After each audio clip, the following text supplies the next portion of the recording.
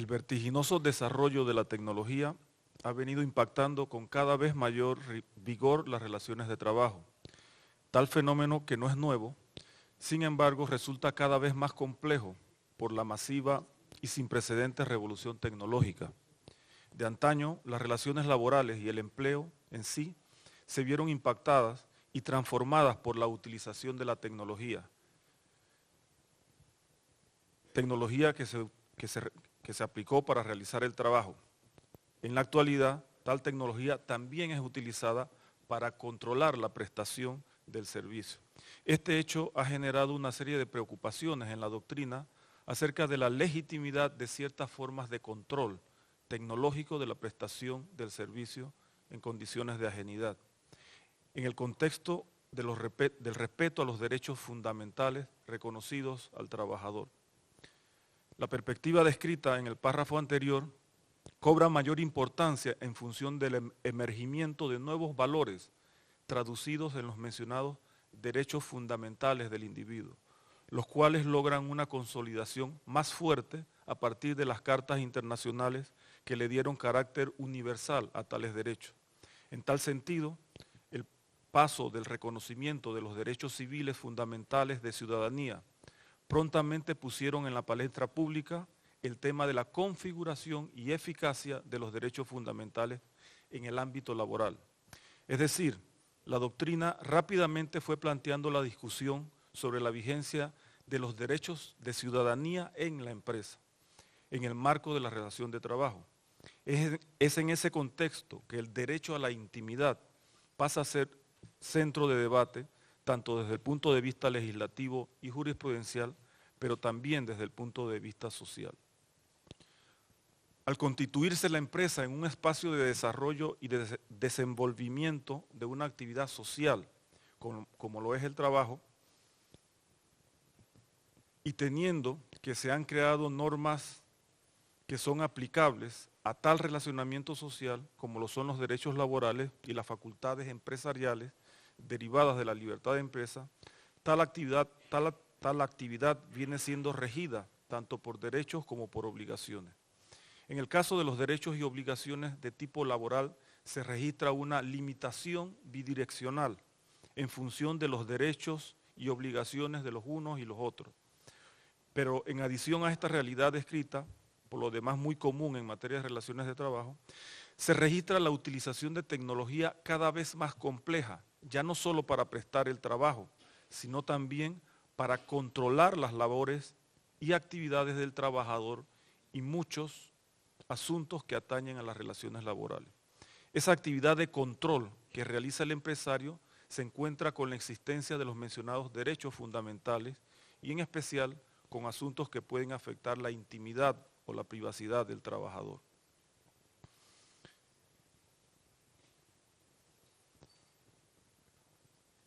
No ahondo más en la introducción de esta ponencia y paso a mostrar el texto escrito de la misma, donde es posible verificar en forma detallada los puntos que he mencionado arriba.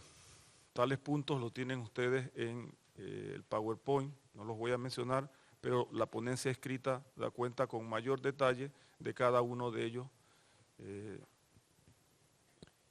Pero como no podría ser de otra manera por razones de tiempo, pasaré a destacar algunos elementos que han sido desarrollados en el escrito presentado a los organizadores en la memoria de esta jornada. Antes, sin embargo, quiero manifestar mi agradecimiento por la gentil invitación que me hiciera la Sociedad Brasileña de Derecho del Trabajo por medio del profesor Dr. Nelson Manrich, la profesora Yone Frediani y la junta directiva de esa asociación, pues la aproximación al iuslaboralismo de Brasil siempre es una perspectiva fascinante. Brasil resulta a los ojos de los iberoamericanos un país fascinante y una gran nación. Hoy, cuando el país entero libra una lucha titánica por adecentar la función pública, su pueblo y su sistema de justicia es digno de admiración mundial.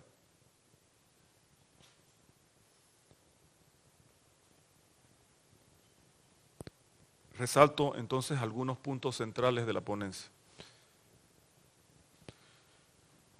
Primero, Es dable recordar que la noción y desarrollo de los denominados derechos fundamentales es una construcción jurídica a extramuros del derecho del trabajo. Es con el desarrollo jurisprudencial y doctrinario que los derechos fundamentales civiles comienzan a recibirse con propiedad en el derecho del trabajo. Tal punto de partida ocurre con la jurisprudencia del Tribunal Federal Laboral alemán cuando esbozó la conocida doctrina del Drittwirkung der Grundrechte, la que propugna que los derechos fundamentales afectan, además de a las relaciones de subordinación, las relaciones de coordinación nacidas entre los particulares. Más tarde, la Corte Europea de los Derechos Humanos estableció como una obligación de los tribunales garantizar la tutela de los derechos fundamentales de los individuos en sus relaciones privadas, consolidando el criterio establecido por el tribunal alemán a la vez que comprometió al Estado en tal protección. 2. Así pues, la especial relación que existe entre trabajador y empleador por motivo del contrato de trabajo presenta aristas especiales en el tema de los derechos fundamentales de la persona del trabajador. La existencia de una relación que supone la facultad de una parte de dar órdenes sobre la otra posibilita un tipo de relacionamiento en el que se pueden verificar intromisiones en la esfera personal de una de las partes, el trabajador. Y es que el mismo contrato de trabajo es fuente de obligaciones que impone una determinada conducta de la persona del trabajador. Dicha conducta, al ser regida por el empresario, corre el riesgo de sufrir intromisiones que podrían vulnerar otros derechos más generales e importantes, como lo son, a no dudarlo, los derechos fundamentales de la persona. La facultad reglamentaria derivada de los poderes empresariales resulta de especial interés para la tutela de los derechos fundamentales del trabajador, pues es mediante el ejercicio de tal facultad que el empresario puede desplegar conductas que pueden impactar al menos la intimidad del trabajador. En cuanto a los derechos fundamentales de la persona del trabajador como límite a los poderes empresariales, dos cuestiones parecen ser especialmente espinosas. Por un lado, lo referido al acceso a la empresa y por otro lado, el respeto a los derechos fundamentales mismos en el seno de la empresa. En el segundo caso, importa delimitar la facultad empresarial de reglamentación en orden a regular la utilización de mecanismos que riñen con el derecho a la intimidad, como puede ser la utilización de cámaras de videos o sistemas informáticos, aunque no limitado a ello, como instrumentos de control de la actividad laboral. Pero en la otra cara de la moneda, la doctrina constitucional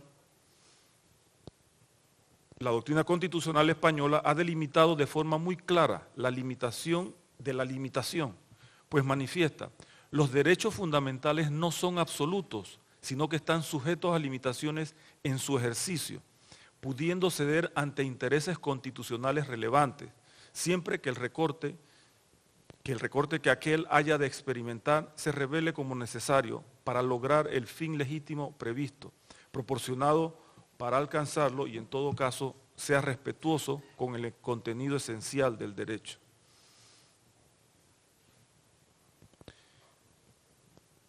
Resulta necesario realizar una delimitación de la idea misma de intimidad. En tal sentido, resulta útil el análisis del contexto del derecho a la intimidad en su vertiente positiva, negativa y neutra. Así pues, el componente positivo del derecho abarca hechos y aspectos de la vida de una persona que indudablemente pertenecen a la intimidad del sujeto, su vida conyugal, sexual y sus relaciones familiares. En tanto que el componente negativo se refiere a aspectos del individuo que no se integran a su intimidad por ser de naturaleza pública, como lo es el desempeño o ejercicio de un cargo o función pública, un cargo laboral o económico, otros actos, etc. En tanto que el elemento neutro o área de penumbra implica la existencia de actos o aspectos de la vida de la persona donde el carácter privado o íntimo suele presentar problemas para diferenciarlo de la esfera pública o privada del individuo. No me extiendo más sobre el punto, lo termino señalando que el derecho a la intimidad resulta el bien jurídico tutelado y es por medio de acciones legales que se reafirma la protección de la misma por considerarse que no es aceptable ninguna intromisión indebida en esta esfera. Valdría entonces, al menos para los efectos de este escrito, asumir la privacidad dentro de la intimidad del sujeto. En consecuencia, aquel es parte del contenido de este. Se han examinado problemas referidos al control por el empresario del uso que el trabajador hace de los medios informáticos, sobre todo del ordenador, facilitados por la empresa, y la utilización de la grabación de las imágenes del trabajador en su puesto de trabajo como medio de probar un determinado incumplimiento laboral. El Tribunal Europeo ha dicho que si el equipo entregado al trabajador es para uso exclusivo de asuntos laborales, no es razonable esperar que la empresa no pueda realizar el control de la información que en tal aparato almacena. De allí que no sería irrazonable pedirle al trabajador respeto cuando utiliza un medio proporcionado por la empresa en contra de las instrucciones establecidas por esta para su uso y al margen de los controles previstos para esa utilización y para garantizar la permanencia del servicio. Este supuesto descrito no precisa de una comunicación al trabajador en el sentido de alertar a éste de que la información que maneja es controlada. En el segundo supuesto, referido a la grabación de imágenes, condiciona la licitud de la medida a que tal acción sea indispensable para la seguridad de la empresa y que la medida no sea general o indiscriminada. De forma tal que, de acuerdo al Tribunal Constitucional, es necesario que la instalación del sistema de captación y grabación de sonido sea indispensable para la seguridad y buen funcionamiento de la empresa. Así las cosas, dice el Tribunal, el uso de un sistema que permite la audición continuada es indiscriminada de todo tipo de conversaciones, tanto de los propios trabajadores como de los clientes del casino, constituye una actuación que rebasa ampliamente las facultades que al empresario le otorga el artículo tal de la ley de la Unión Europea. Y supone, en definitiva, una intromisión legítima en el derecho a la intimidad consagrado en la normativa europea.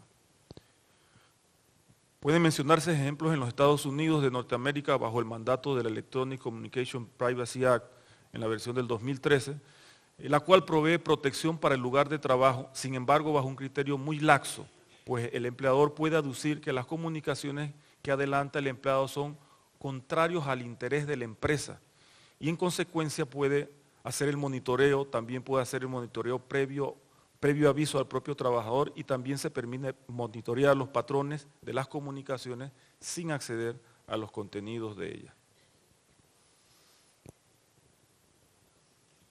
Las cosas tienden a complicarse cuando, por ejemplo, estamos frente a formas de protección de las obligaciones laborales por medio de equipos informáticos y de comunicaciones de propiedad del trabajador, en lo que la modalidad de Bring Your Own Device supone, pues tales aparatos son autorizados por el empleador para conectarlos a las redes de la empresa. Tenemos entonces que el trabajador utilizará un aparato personal con el que seguramente desarrollará actividades personales y privadas, como el interactuar en redes sociales. En tales circunstancias, la expectativa de privacidad del trabajador seguramente será mayor y diferente a la que tiene el empleador. De allí que sea necesario tener mayor claridad de los límites de unos y otros. Un punto de debate lo constituye el asunto mencionado de controlar la prestación de trabajo sin el consentimiento del trabajador. Se han mencionado algunas posibilidades, por ejemplo, el suministro de información empresarial cuando el empleado no esté disponible, la protección de seguridad de información y archivos del empleador, prevenir o investigar posibles actividades criminales del empleador, prevenir el uso personal de facilidades del empleador, verificar la violación a la política de la empresa contra el envío de mensajes electrónicos ofensivos y pornográficos, investigación de quejas sobre acoso sexual y laboral, verificación de uso de software ilegal. En estas posibilidades, en términos generales se dice es aceptable una supervisión sin autorización o sin conocimiento del trabajador.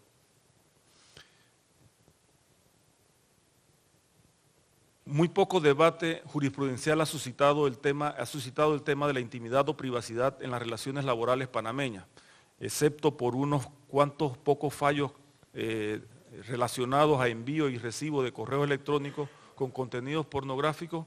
No ha habido mayores debates. Los tribunales han fundamentado la licitud del despido en la utilización inadecuada de equipos de la empresa con fines ilícitos de acuerdo a la legislación laboral panameña. En otro fallo de connotaciones constitucionales, pero en la órbita del derecho penal, la Corte Suprema panameña analizó la destitución de un funcionario del Ministerio Público, a quien se le achacaron actos de corrupción, utilizándose como prueba la interceptación de su teléfono. El funcionario acusado adujo violación de su derecho fundamental de la privacidad de sus comunicaciones, pues sostuvo que la grabación de su llamada fue al margen de lo que establece la ley para interceptar comunicaciones. La Corte se encargó de decretar la medida ilegal en función de que quien ordenó la intervención telefónica, la Procuradora General de la Nación, no tenía facultades para tal acción. En realidad, el fallo se refiere al examen y validez de una prueba obtenida ilícitamente y no contiene una discusión del alcance laboral de la medida. Y es que, a no dudarlo, tal como vimos arriba, el título de legitimidad que otorga el contrato de trabajo al empleador para ordenar medidas limitantes de los derechos fundamentales en la empresa es una realidad, en esencia distinta a la discusión sobre la inviolabilidad de las comunicaciones en el contexto penal. En este último punto valdría la pena revisar el denominado principio de la proporcionalidad, que aquí ya he mencionado, de la medida, que tampoco lo desarrollo pues por cuestiones obvias.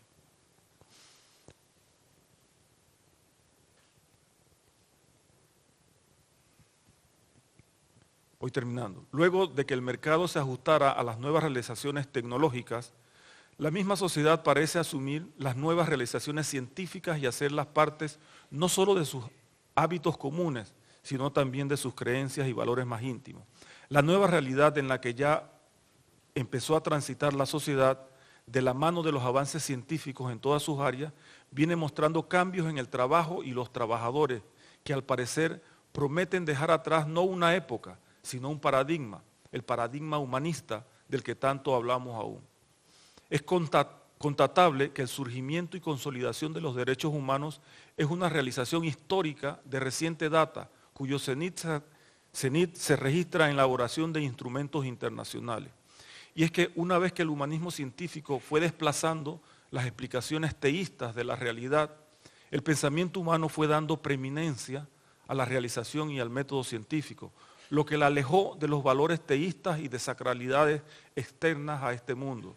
Así, aunque durante los más de 300 años en que se ha venido gestando el humanismo científico, ciertos valores teístas no desaparecieron aún hoy en la actualidad, lo cierto es que la revolución científica desplazó a Dios del centro de la humanidad y ubicó la especie humana en su lugar.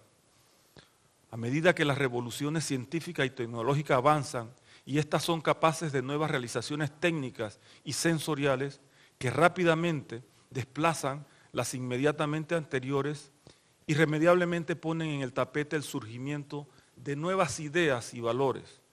Inclusive se menciona ya en la comunidad científica una nueva tecnoreligión que utiliza la biología y la informática como su centro neurálgico y cuya característica es la veneración de los datos.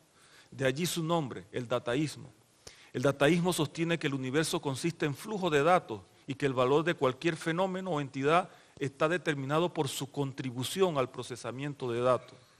Tal como nos manifiesta Harari, ¿qué le ocurrirá al mercado laboral cuando la inteligencia artificial consiga mejores resultados que los humanos en la mayoría de las tareas cognitivas? La actualidad tecnológica nos presenta un mundo en el que el ser humano podrá ser mejorado decididamente por la tecnología, lo que pondría a éste en los albores de una nueva revolución cognitiva, con todo lo impactante que ello conlleva.